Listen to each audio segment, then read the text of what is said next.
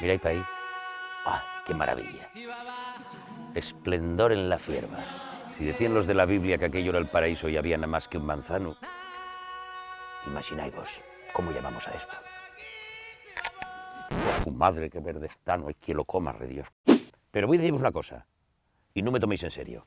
Este paraíso, este Verxel, está en peligro, y solo hay una manera de protegerlo. ¿Sabéis cuál? No, en serio, sabéislo. Yo es que en cuanto me tengo así un poquillín ya se me olvida todo. ¿Sabéis cuál? Oh. Contra, sí, ahora sí que me acuerdo.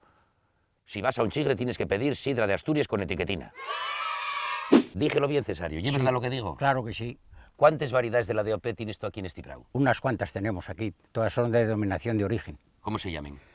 Blanquina, Regona, Fuentes, Rasau, Dorona Trasali, unas cuantas. Bueno, es que te acuerdes tú, hasta 10. Hasta 10 tenemos, sí. ¿Y estos eran los que plantaba Topá? Eran las que había en la finca y aquí siguen. ¿Y tú qué? ¿Vas a seguir produciendo sidra buena o vas a ponerte a innovar como el que inventó el cachopo vegano?